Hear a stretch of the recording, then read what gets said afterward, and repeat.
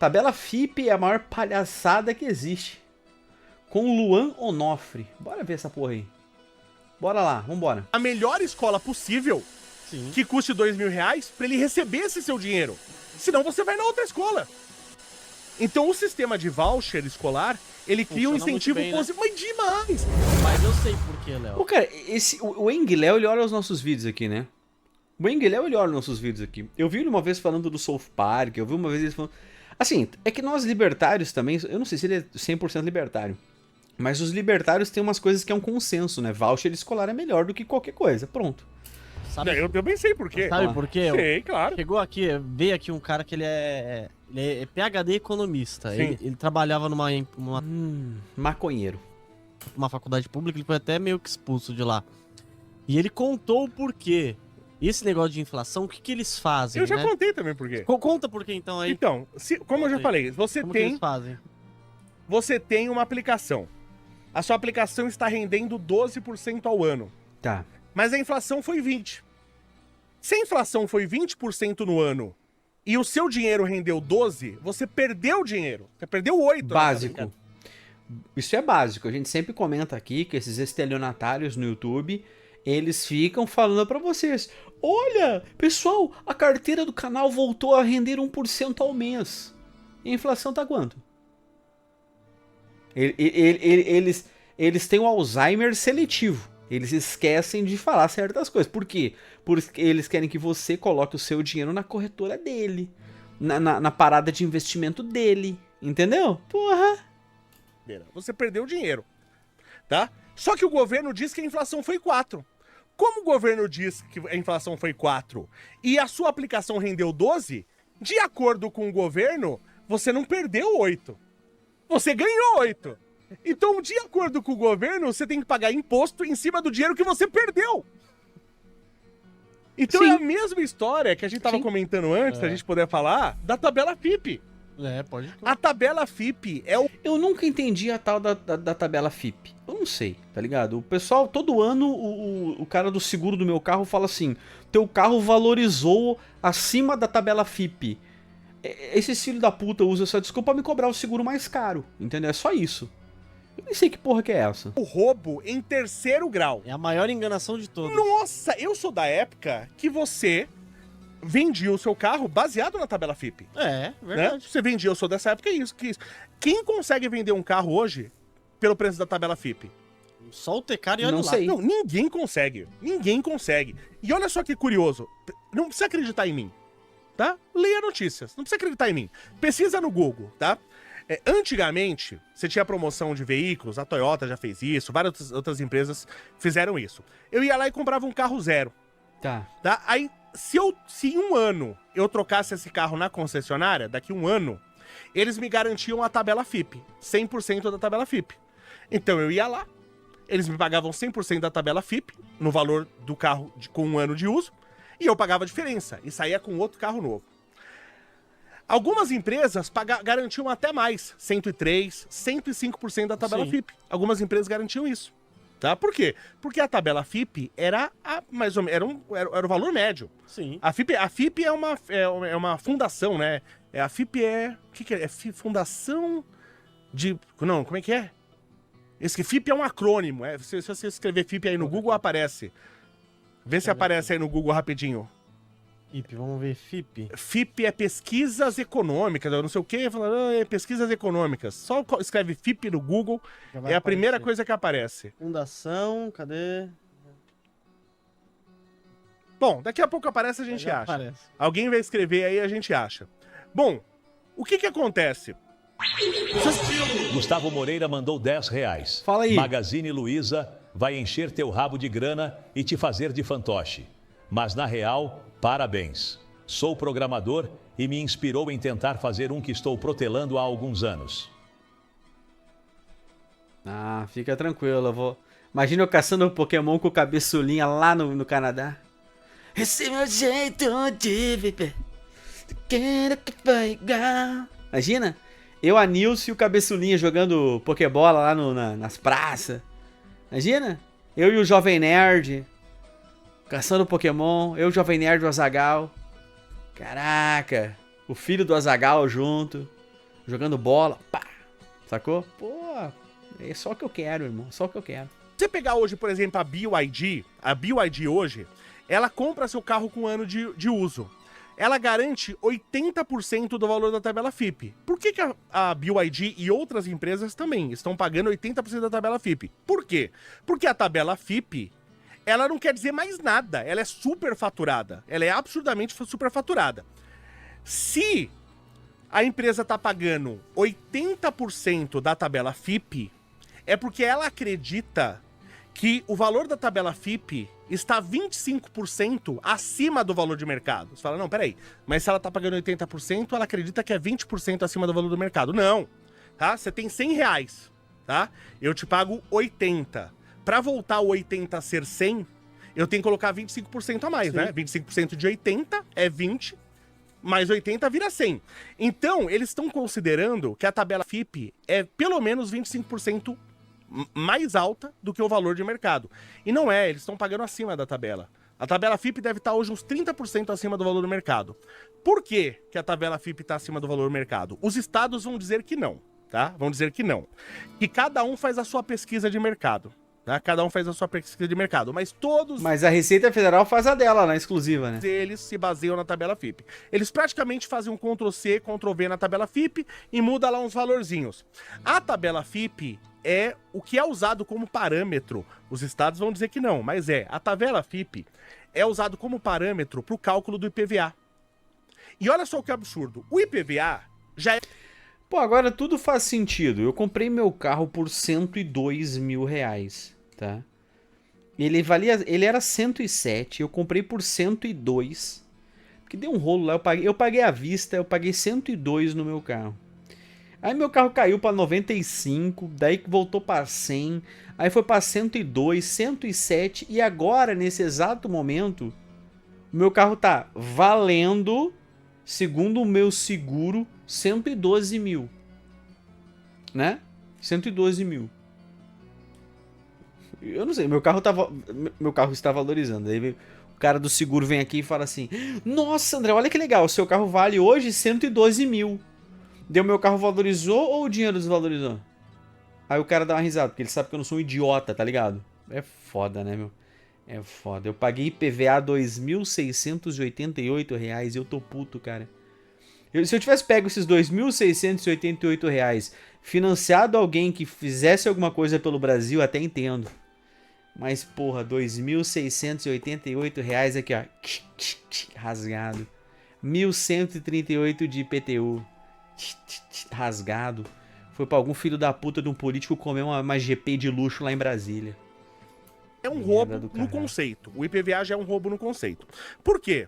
Eu trabalhei e ganhei o meu salário. Quando eu recebi o meu salário, foi descontado o imposto, certo?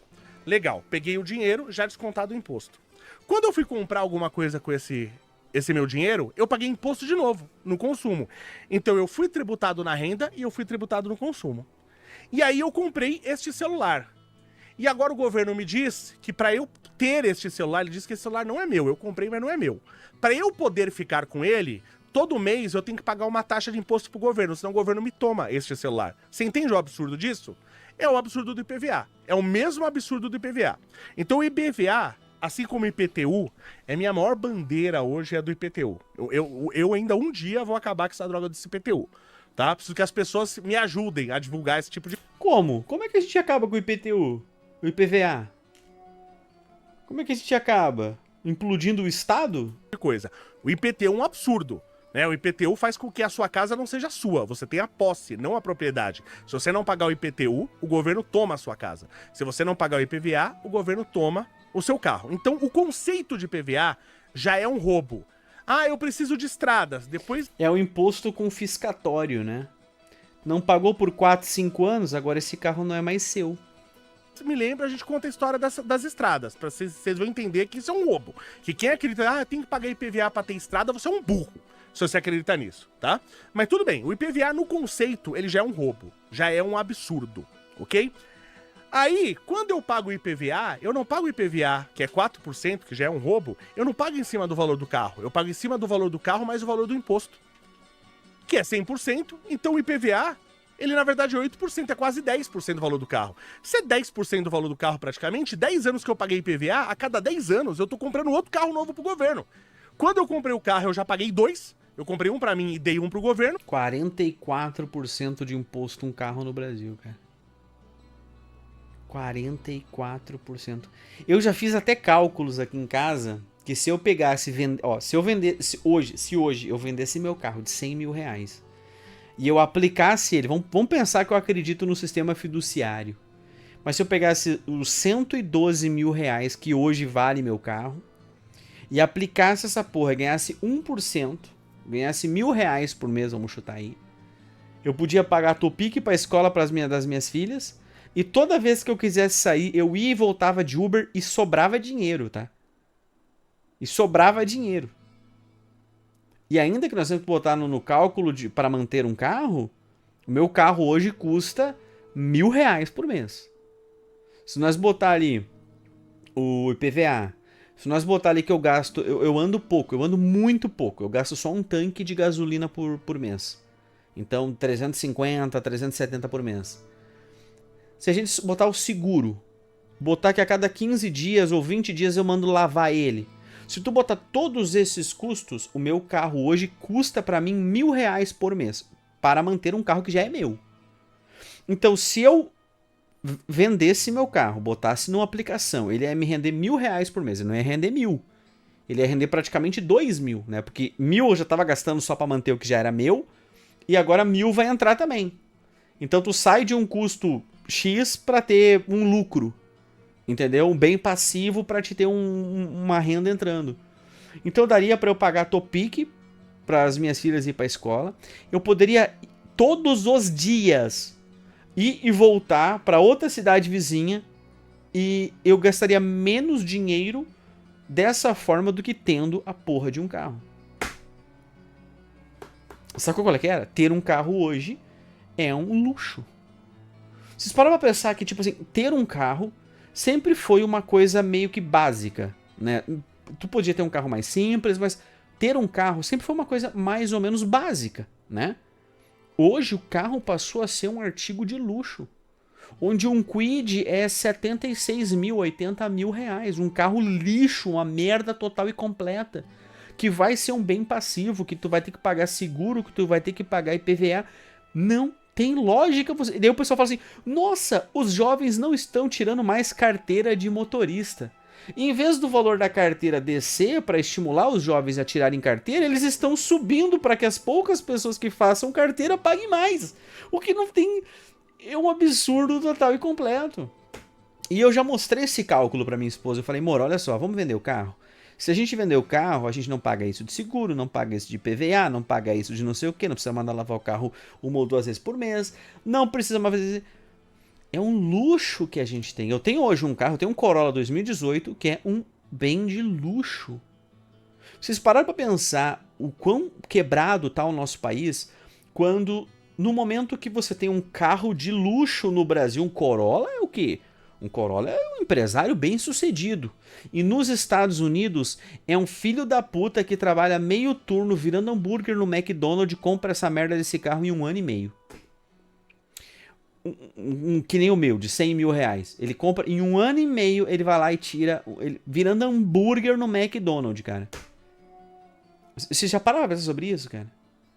É bizarro, cara. É bizarro, velho. É um carro que faz entrega de pizza nos Estados Unidos, exatamente. Caraca. É, Antônio, exatamente. Esse é o argumento que a minha esposa usa. Mas e se a filha precisar ir pro hospital? O Uber é 24 horas por dia. Mas tudo bem, eu entendo, novamente. Eu acabei optando por ficar com o meu carro. Mas eu gosto que as pessoas saibam que, ó, meu amor, se nós vender o carro, a gente faz isso. Entendeu? Eu hoje, graças ao meu trabalho, e graças ao contrato multimilionário que eu vou assinar na próxima semana, eu posso me dar o luxo de ter um carro. Eu posso me dar o luxo. O IPVA vai subir 10% ano que vem, a gasolina vai subir 10, 20%. Não importa muito, eu vou ter o meu luxo, meu carro de luxo, um Corolla 2018, entendeu? Com 30, meu carro tem 30 mil quilômetros rodados em todo esse tempo, eu ando muito pouco, né? Mas você tá entendendo que tipo, o que nós estamos botando em perspectiva aqui é o que é luxo no Brasil e o que é luxo em outros países. Ninguém tá falando em luxo aqui, a gente tá falando de uma coisa que era básico. A gente tá falando uma coisa aqui que meu pai trabalhando como motorista de empilhadeira e a minha mãe trabalhando como atendente de uma padaria na década de 80. Porra, meu pai tinha uma moto, cara. E logo depois ali comprou um carrinho. Hoje, meu pai tinha uma moto e um carro. Um bostileiro médio que ganhava um salário de merda no final da década de 80. Nós morávamos numa casinha desse tamanho, não tinha nem saneamento básico. Mas meu pai já tinha uma moto, cara. E um carrinho na garagem. Velhinho, mas tinha. Hoje tu nem consegue fazer isso, cara. Hoje você tem que ter uma pós-graduação, cara. Ó, o Deni Torres tá aí. Fala, Deni! Mais uma ilustre presença na nossa live, hein? Meu carro é um C3. Foi o mais barato que eu achei pro resto comprar em Bitcoin. Aí sim, isso é investimento. Isso é investimento. Isso sim, vambora. E a cada 10 anos eu tenho que dar outro carro pro governo. Então, o IPVA já é um roubo. No conceito. Da forma que ele é cobrado, ele é roubo ao quadrado. Porque eu pago o imposto em cima do imposto. Então ele já é um roubo ao quadrado. E para calcular o valor do roubo, eu uso uma tabela superfaturada, que é a tabela FIPE, que tá 30% acima do valor no mercado. É roubo ao cubo! Aí eu não quero que as pessoas se revoltem. Imposto. Não, é um roubo ao cubo. É você chegar pro brasileiro e falar assim, você é um trouxa, você é um otário, tá? E os políticos vão ficar passeando pela Europa, né? É engraçado, porque o São Paulo não tem 16 bilhões para estradas. Nós temos que cobrar pedágio. Mas só com viagem com ele e com a Janja, em um ano, o Lula gastou 1 bilhão. 1 bilhão para viagem tem. Mas 16 para o maior estado, o estado mais produtivo. De longe, o que mais gera riqueza nesse país, aí não tem 16 bilhões. Cara, ô Tarcísio, me passa seu Pix aí, eu vou depositar para você. Tá feio demais o negócio. Tá difícil. Então é um país de otários. Como o pessoal diz no programa Pânico, o Brasil é um canavial de otário. E o Brasil é um canavial de otário. Aí fica aumentando ICMS, aumenta isso, aumenta aquilo, só vai colocando a corda no pescoço do... Não, aí, brasileiro. eu vi hoje, você viu quem é o cancelado dessa semana, né? Quem que é o cancelado? Semana passada fui eu e o Frei Gilson, né? Foi. Aí dessa semana é o gordão Ucrânia lá. É. Eu vi. Aí aparece uma ruiva lá, uma imbecil, né? Que dizem, não sei se é verdade, mas saiu um relato aí, que ela começou com fofoquinha, hein? ela seria uma pessoa que não daria nem bom dia pro porteiro. Saiu um relato pesado dela aí, de uma pessoa que disse, não sei se é verdade. Saiu um relato aí forte dessa mulher aí, mas não vamos nem falar quem é, porque não vale a pena. Aí o Gordão Ucrânia, ele é um site, é um perfil de humor. Ele sempre postou as coisas zoando, é piada e tal. Aí o cara fez uma piada, achei besta também pra caramba a piada, mas uma piada que é uma moça de programa infantil dançando, e o pai com a criança vibrado nas cores, e o pai vidrado na mulher, né? Aí ela vai lá e me posta, então, nossa, uma pessoa que sente atração por uma mulher de um programa infantil é doente. Vocês nunca assistiram Xuxa, não, gente? Vocês não viam as roupas que a Xuxa usava no programa, não? A Xuxa, ela é zoada em programa americano até hoje por causa disso. Nos Simpsons, a Xuxa foi zoada. A Xuxa, eu já vi ela vestir roupa em programa infantil que eu não vi mulher em bordel usando esse tipo de roupa. Não que eu já tenha frequentado bordel, mas... Eu ia falar, se entregou aí, gordão. Se entregou que já foi nos puteiros aí, hein? Ih, rapaz, se entregou, hein? Já vi foto. E já vi filme. Só. Já vi filme, foto, eu assisti um Drink no Inferno e eu lembro dessa cena, né, que era bem legal. Salma Hayek aí. Então, independente de qualquer coisa, a pessoa se tem atração na... A Xuxa e o seu cadete de 2 câmbios. Caraca, Antônio, essa aí pegou pesado, hein? Essa aí pegou pesado. Eu peguei essa referência aí, hein? Mas ninguém com menos de 35 anos vai pegar essa referência, cara. Xuxa, ou na Angélica, ou na mulher de qualquer outro programa, é problema dele e é uma piada. Aí a pessoa vai lá e ela precisa mostrar uma virtude moral, porque ela não tem moral. Então ela tem que apontar, ela tem que ficar apontando. Olha como eu sou virtuoso. E como eu sou virtuoso condenando os outros. Você não é virtuoso. Você é virtuoso condenando os outros. Pô, mas não era que era FIP o vídeo? Você é um pilantra, safado, você sem caráter. Parece eu nos meus vídeos. Não é assim não. Então quem não tem virtude é isso aí, tem que ficar apontando. Pra ser herói, como eu sou um lixo e eu quero ser herói, que eu tenho que fazer? Eu tenho que criar vilões, eu tenho que inventar vilões. Só que nesse inventar vilões, você é o vilão. Porque você tá destruindo a vida de outras pessoas, porque você é um vilão, você é um lixo, você é um canalha, você é uma pessoa sem nenhum caráter. Todo vilão é o herói da sua própria história, tá? Todo vilão é o herói da sua própria história. A gente tá cheio de pessoas assim. Mas isso daí é uma estratégia muito da esquerda, né? De querer encontrar algum culpado em alguma coisa. Ah, E por choveu nada, hoje, e por nada. Choveu hoje, quem é o culpado? Olha, vocês que estão andando muito de carro, tá emitindo muito gás. Então, você falou da esquerda, mas, por exemplo, o Danilo Gentili uma vez foi cancelado pela direita por causa que tinha um pedo no filme dele. O Pedro era um personagem, como tem Pedro, personagem em vários filmes, em vários outros filmes. Mas o pessoal quis cancelar ele porque ele ficou batendo no Bolsonaro. É Era um lógico, cancelamento então. idiota. Então, pô, eu sou contra qualquer tipo de cancelamento, seja da direita ou seja da esquerda. Se a pessoa cometeu crime, sei lá, às vezes, isso nunca aconteceu no Brasil, mas vamos supor que tenha, sei lá, talvez um padre que se masturbe na frente da câmera. Isso Cara, que é isso, cara? Que porra é essa? Pô, tabela FIP, padre punheteiro... Foi, pô, that escalate quickly, né? Porra. nunca aconteceu no Brasil, mas aí sim, você tem que ir lá, pô, isso aí não pode acontecer. Sim. Né? Agora o cara faz uma piada. Pô, eu vejo, hoje eu tava vendo um vídeo do Léo Lins falando do processo dele. Falei, cara, a gente processa aqui, não processa humorista o tempo todo e não se processa político por nada. O político vai lá, assume o crime, fala, não, olha aqui, eu assumi, eu fiz rachadinha, devolve o dinheiro do roubo em parcelas, Parcelas, parcelado.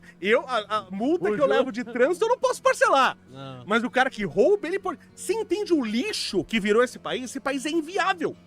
Tá? E o problema é o seguinte, qualquer cara... E eu falo, pelo amor de Deus, não quero... É uma coisa que... sabe, não gostaria nunca... Eu quero mudar este país influenciando as pessoas. Tá? Não sendo político. Mas as pessoas falam pra mim, pô, por que você não entra na política? É por causa disso. Porra! Porque eu vou... Porque é imoral, cara. Quem entra na política tá indo pro lado da imoralidade. Pronto. O cara vem falar, ah, você não vai ser político? André, você é o caralho, bando de puto. Porra, você já viu um político que entrou lá e mudou alguma merda, velho? Ah, porra. entrar na política, aí a pessoa vai chegar pra mim, pô, faz esse favor, tudo que você precisar. Se eu fosse deputado, ou vereador, ou qualquer outra coisa, tudo que eu puder ajudar as pessoas que me procurar, eu vou ajudar. Mas eu não posso ajudar fugindo da lei ou prejudicando outras pessoas. Eu não posso passar você na frente da fila do SUS, eu não posso dar, sei lá, dinheiro pra você, eu posso resolver os problemas. Então tem um problema, você tá tendo fila Cara, mas para de resolver o Brasil aí é muito fácil, né, cara? É serrar o Rio de Janeiro, empurrar pro meio do oceano, serrar o Nordeste, empurrar pro meio do oceano, anexa com outros países lá pra cima, cria um muro. Pô, é muito fácil resolver o país, cara. Não tem lugar pra sentar no hospital, então eu vou resolver isso aí. Mas não resolver o seu problema. E as pessoas não aceitam isso. Elas querem votar no cara que vai resolver o problema dela. Quer votar no cara que vai dar picanha e cervejinha. Só que do picanha, o Ian ficou de lado, você levou só o resto. Só ficou com as quatro Só primeiras ficou com palavras. as 4 primeiras letras. Só ficaram com a peça. Só ficaram com a peça. Né? Então não adianta. Então, Por que os dois estão sempre fazendo assim com a camiseta, cara? O que tá acontecendo? E tá me dando um troço aqui, cara. Por que os dois estão sempre assim? É propaganda da Insider? Qual que é a moral? Os caras tão ventilando? Que porra que é essa, cara? O que os caras tão assim? Porra.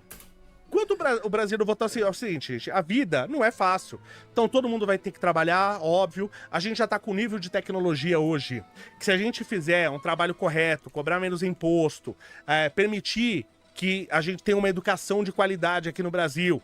Pô, a escola pública, por exemplo, é uma coisa que não tinha nem que existir no Brasil. Porque o que você paga por aluno aqui no Brasil, dava pra você dar um voucher pra cada cidadão e cada cidadão colocar o seu filho numa escola particular. E o que acontece? A escola pública... Já fizemos vídeo sobre isso. Ela tem um incentivo muito perverso, muito negativo. É mania Por quê? de obeso. Nunca fiz isso, irmão. Ficar se coçando igual um leproso. Eu sou um diretor da escola e eu recebo recursos para aquela escola. É aquela quantidade de recursos que eu recebo. Quanto mais alunos eu tiver, mais eu vou gastar dinheiro. Sim. Fica ruim para eu administrar. Eu quero ter a menor quantidade de alunos possível. Então o que eu faço? Aquela minha escola, eu não vou me preocupar de dar uma qualidade de ensino alta, eu não vou me preocupar de ter uma boa estrutura naquela escola. Por quê? Porque senão todo mundo vai querer colocar o filho naquela escola e eu tô ferrado. E isso é ruim do ponto de vista do Estado. Pro Estado, a escola pública tem que ser ruim e tem que ser violenta. Por quê? Porque você não vai pôr seu filho na escola pública a não ser que você não tenha condição mesmo. Então a escola pública ela tem que ser ruim e violenta. Pra quê? Pro Estado gastar o mínimo possível com a escola pública. Pra todo mundo. Cavendish 95 mandou R$ 66,66. Só pra complementar o Live Pix de antes e pagar pelo minuto assistido. Maluco numa cidade de exploração de ouro no Peru. Façam o L-bando de pterodáctilos que querem o Aras na PGR. Ouro, Aras, Peru. Valeu, Cavendish. Vamos ter que olhar depois esse teu vídeo aí, agora que pagou, né, cara? Agora pagou pra gente olhar o vídeo, né, cara? Porra. Valeu, Cavendish. Puder colocar o filho na escola particular. E eu não tô gastando dinheiro com a escola pública. Se eu acabo com as escolas públicas, transformo elas em escolas privadas, privatizo todas as escolas, tá? E aí eu dou um voucher, você tem 2 filhos. Vamos supor que a gente gasta, tem que pegar o valor, mas vamos supor que a gente gasta R$2.000 por criança, por mês, aqui no Brasil, na escola. Se você tem 2 filhos, todo mês eu, governo, te dou um voucher de R$4.000, que você só pode gastar com escola. Então você vai fazer o quê? Você tem R$4.000, R$2.000 por filho. Você vai procurar a melhor escola, que custe R$2.000. Sim. Quem estiver administrando a escola, ele vai buscar fazer o quê? A melhor escola possível, Sim. que custe R$2.000, para ele receber esse seu dinheiro. Senão você vai na outra escola. Então o sistema de voucher escolar, ele cria um incentivo positivo. Mas demais! É que aqui no Brasil... Todo mundo vai querer criar escola, né? As grandes instituições. Todo mundo vai... Esse cara é fanho. Vai ter... O mercado, já falei sobre isso. O mercado, ele se ajusta, tá? O mercado, ele se ajusta. Cara, a moral é assim, ó. Assim, existe a questão dos vouchers, eu já fiz vídeo falando sobre isso também. Eu acho que é bem interessante, mas tem uma outra parada, né? Tem uma outra parada. E se a gente pegasse o melhor professor de matemática do Rio Grande do Sul e ele gravasse todas as aulas da primeira série? O melhor professor da segunda série e ele gravasse as aulas da segunda série?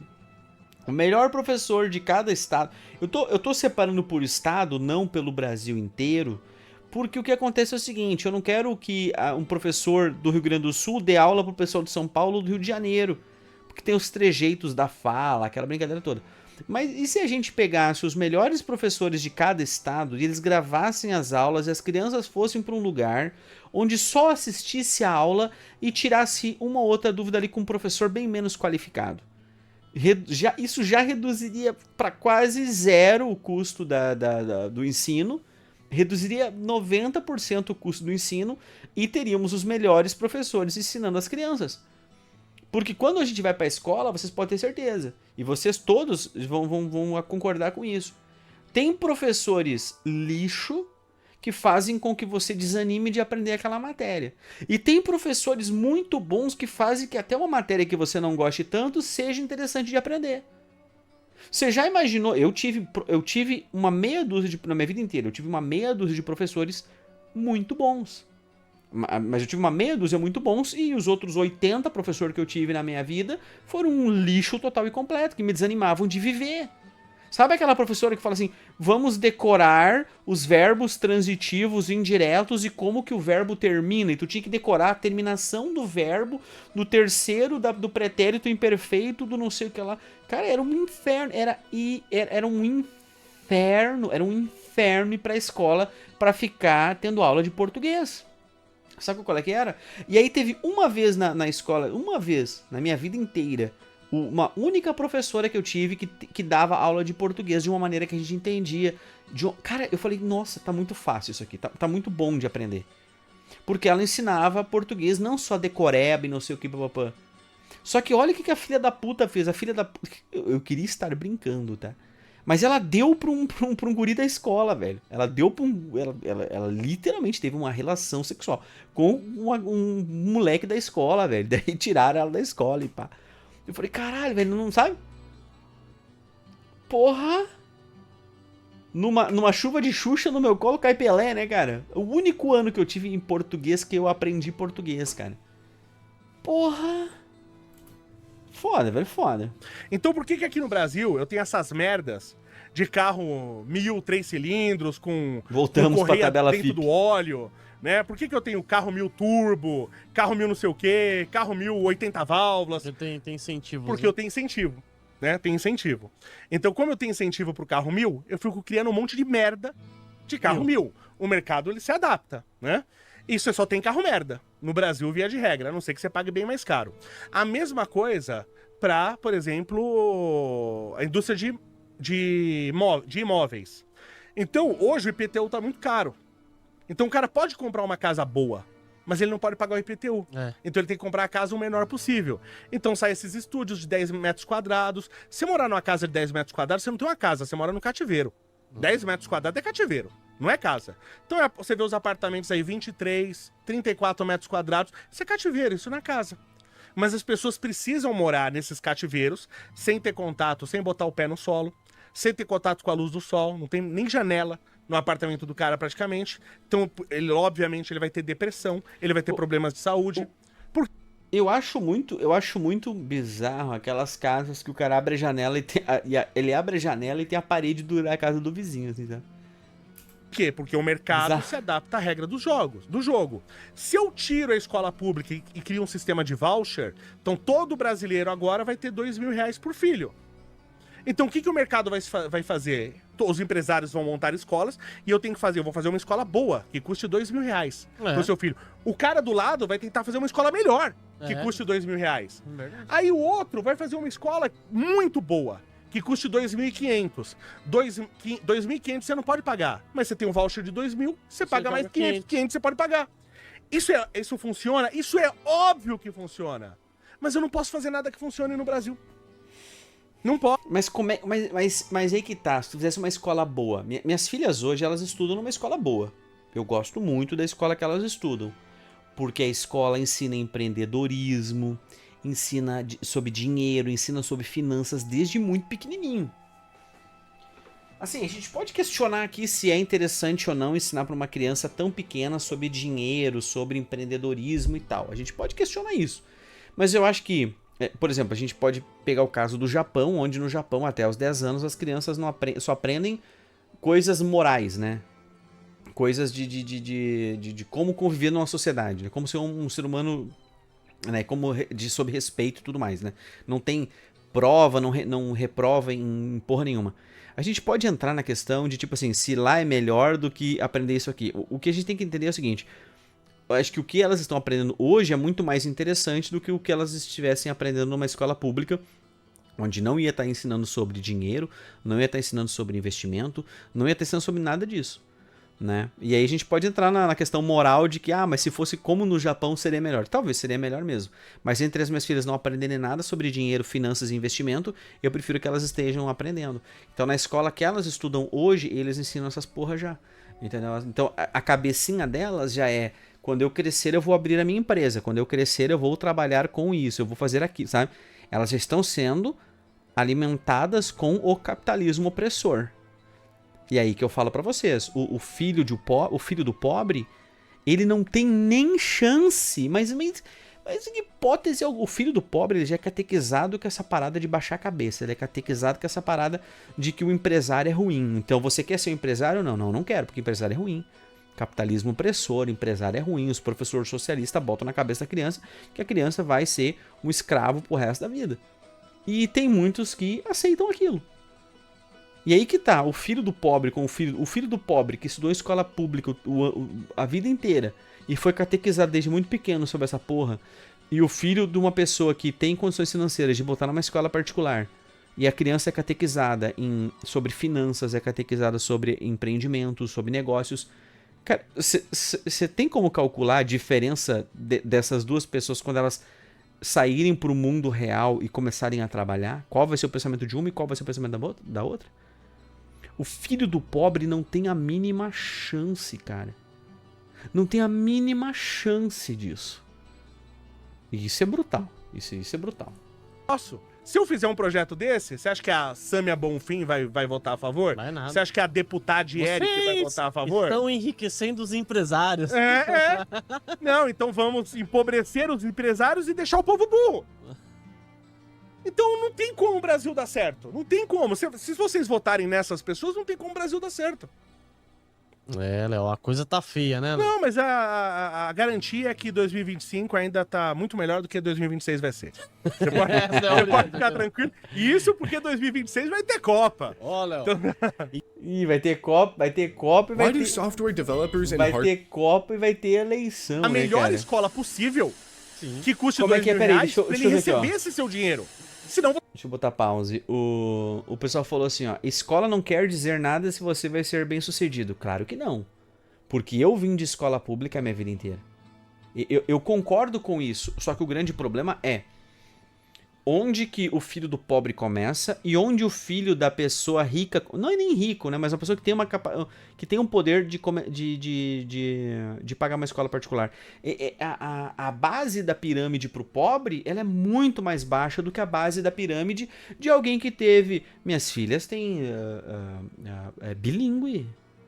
É the books on the table, how are you? Todos os dias tem aula de inglês. Então elas têm aulas, é bilíngue as aulas.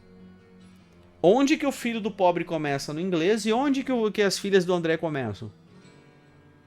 A base da pirâmide é muito diferente. A base nossa é aqui dos pobres e da base do filho do rico tá onde? Tá lá em cima, ó. Não que eu seja rico, mas da base do filho que pode pagar uma escola particular. E eu sei, eu tive que crescer, eu tive que começar a aprender essas coisas. Tu imagina agora se eu tivesse a minha base da pirâmide não fosse aqui, tivesse sido um pouquinho mais pra cima. Talvez a minha vida seria muito diferente. Ou não, né? Talvez toda essa desgraça que eu vivi, toda essa falta de conhecimento, toda essa falta de escola, toda essa falta de... Sabe? Talvez tudo isso me incentivou muito a querer isso. Entendeu? Mas aí que tá. Eu gostaria que a base da pirâmide ela fosse mais alta. E não tivesse essa discrepância maluca, sabe? Do filho do pobre tá aqui, o bostileiro médio, vê que empresário é ruim. Ano passado as minhas filhas fizeram lá, imagina, na escola, cara, a feira de empreendedorismo.